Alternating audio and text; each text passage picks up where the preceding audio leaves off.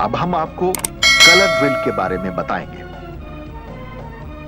Colour drill एक regiment की या इन्फेंट्री बटालियन के लिए सबसे बड़ी इज्जत होती है, या यूं कह सकते हैं कि ये उस यूनिट की शान है। इसे बड़ी हिफाजत के साथ क्वार्टर गार्ड में रखा जाता है। इसे केस या अनकेस करते समय ड्यूटी ऑफिसर, एडजुटेंट और ड्यूटी सीएचएम होते हैं। साथ ही कलर को जब भी परेड ग्राउंड या अन्य अवसरों पर लाया जाता है तो इसकी हिफाजत के लिए एक रक्षक दल होना निहायत ही जरूरी या आवश्यक है। कलर के साथ सावधान और विश्राम में ज्यादा फर्क नहीं है।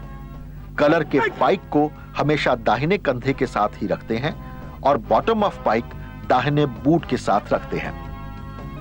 उठाव निशान और बाजू निशान। निशान को परेड में शामिल करने के लिए निशान को उठा कर ले जाते हैं, जिसे के उठाव निशान कहते हैं। निशान को कैरी करने के लिए कैरी बेल्ट की जरूरत पड़ती है। इसमें सॉकेट होता है जिसमें निशान पाइक के बॉटम ऑफ पाइक को रखते हैं या टिकाते हैं।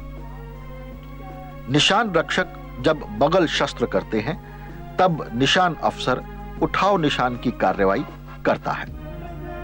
इसमें दाहिने हाथ से पाइक को उठाते हुए दाहिने हाथ की कोहनी पाइक के साथ लगाते हुए बाएं हाथ की मदद से बॉटम ऑफ पाइक को सॉकेट में दाखिल करते हैं और दुरुस्त वक्फा रखते हुए बाएं हाथ को क्रीच पर और दाएं हाथ की कोहनी को ऊपर उठाते हैं। नोट करें, निशान को हमेशा ऑफिसर जेसीओ ही कैरी करते हैं। उठाव निशान की हालत में दाहिने हाथ से कलर और पाइक को एक साथ ग्रिप करते हैं और अंगूठा अपने होठों के सामने रखते हैं। कोहनी उठी हुई होनी चाहिए। बायां हाथ क्रीच पर होता है। निशान को नीचे लाने के लिए बाजू निशान की कार्रवाई करते हैं। इसमें बाजू निशान या बाजू शस्त्र के वर्ड ऑफ कमांड पर दाहिने हाथ से निशान को कोहनी को पाइक के साथ लॉक करते हुए कुछ ऊपर उठाते हैं और बाएं हाथ से बॉटम ऑफ पाइक को सहारा देते हैं। दुरुस्त वक्फा देते हुए दाहिने हाथ से निशान को सावधान पोजीशन की तरह दाहिने हाथ से नीचे लाते हैं और बाएं हाथ से बेल्ट के समानांतर पाइक और कलर को पकड़ते हैं। पुनः सही वक्फा रखते हुए बॉटम ऑफ पाइक को जमीन पर टिकाते हैं और बाएं हाथ को क्रीच पर ले जाते हैं। लहराओ, झुकाओ, उठाओ और पकड़ो निशान।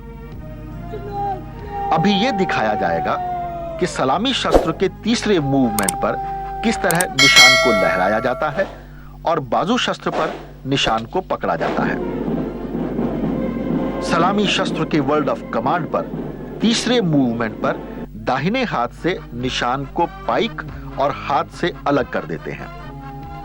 बाजू शस्त्र के वर्ड ऑफ कमांड पर दाहिने हाथ की कोहनी को पाइक से मिलाते हैं और बाएं हाथ को पूरी लंबाई के साथ निशान को ऊपर पकड़ते हैं और निशान को पकड़ते हुए दाहिने हाथ के नीचे दबा देते हैं और बाजू शस्त्र की हरकतों के साथ समय मिलाते हुए दाहिने हाथ को पूर्व पोजीशन पर ले जाते हैं।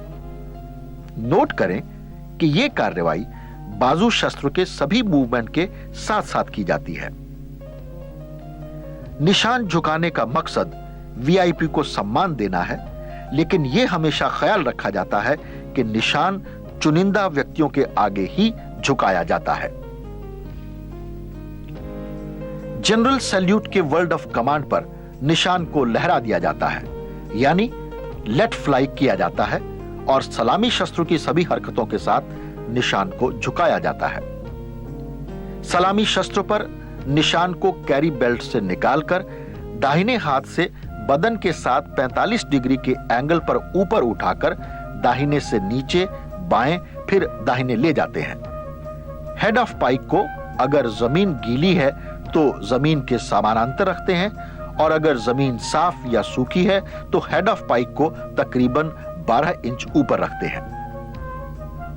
बाजू शस्त्र के वर्ड ऑफ कमांड पर निशान को बाएं से ऊपर उठाते हुए कैरी बेल्ट के सॉकेट में बॉटम ऑफ पाइक को डालते हैं और बाएं हाथ से निशान को ड्रेस करते हुए दाहिने हाथ के नीचे दबाते हैं। ये कार्रवाई बाजू शस्त्र की तीनों हरकतों के साथ मिलाई जाती है। तेज चाल और धीरे चाल में निशान लहराना, झुकाना, उठाना और पकड़ना। तेज चाल में निशान सिर्फ लहराया और पकड़ा जाता है, जबकि धीरे चाल में निशान लहराया, झुकाया, उठाया और पकड़ा भी जा सकता है। यह कार्रवाई अलग अलग अवसरों पर अलग अलग तरीके से की जाती है, क्योंकि निशान हर ओहदेदार के आगे नहीं झुकाया जाता।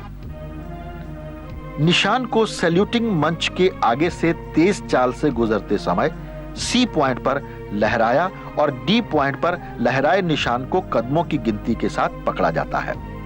जबकि धीरे चाल में भी अगर वीआईपी राष्ट्रपति, राजा या रानी न होकर अन्य हो तो धीरे चाल से भी सिर्फ निशान को सी और डी फ्लैग पर लहराया और पकड़ा जाएगा। अगर वीआईपी राष्ट्रपति, राजा या रानी हो तो धीरे चाल से सैल्यूटिंग मंच से गुजरते समय लहराया, झुकाया और उठाया तथा पकड़ा जाता है। नोट करें, यह कार्रवाई जिस तरह खड़े खड़े की जाती है उसी तरह धीरे चाल में भी की जाएगी।